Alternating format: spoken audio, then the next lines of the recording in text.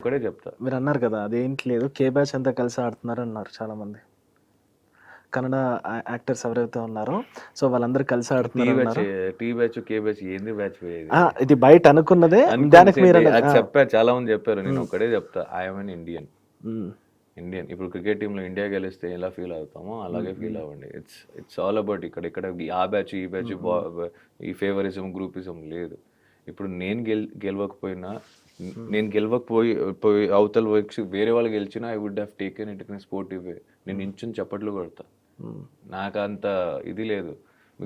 I'm more important to like, నాకు చాలా important అనేది emotions um, um, than what ever.